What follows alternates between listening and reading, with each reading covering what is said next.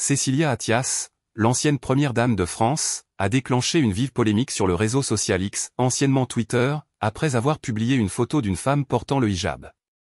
En légende, elle a écrit « Pendant que vous travaillez, d'autres attendent à la CAF », laissant entendre que cette femme bénéficiait d'aides sociales sans travailler, une remarque perçue comme discriminatoire et stigmatisante envers les personnes musulmanes ou issues de l'immigration. Le message, publié le 8 octobre 2025, a rapidement fait le tour du web, dépassant les 180 000 vues en quelques heures et suscitant une avalanche de réactions indignées.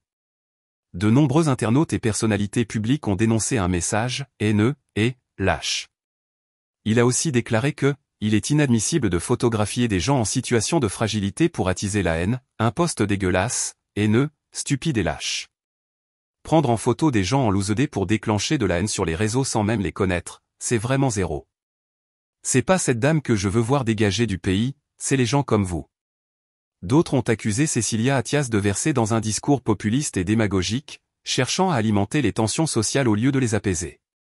Plusieurs utilisateurs ont aussi rappelé les controverses passées de l'ancienne première dame, notamment son implication présumée dans une affaire d'emploi fictif durant la présidence de son ex-mari, Nicolas Sarkozy. C'est pas toi qui as profité d'un emploi fictif quand ton ancien mari était président ? Lui-même a été condamné pour escroquerie en bande organisée. Faut vraiment avoir honte de rien pour faire ce genre de poste. Les internautes ont pointé du doigt une forme d'hypocrisie dans son discours moralisateur. Par ailleurs, des vérifications effectuées par des internautes ont révélé que la photo publiée ne provenait pas d'une agence de la CAF, comme le laissait entendre la publication, mais d'un bureau de l'URSSAF.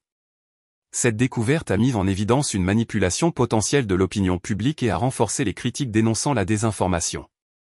L'incident soulève de sérieuses inquiétudes quant à la banalisation des discours stigmatisants et à l'utilisation d'images à connotation raciste ou islamophobe sur les réseaux sociaux.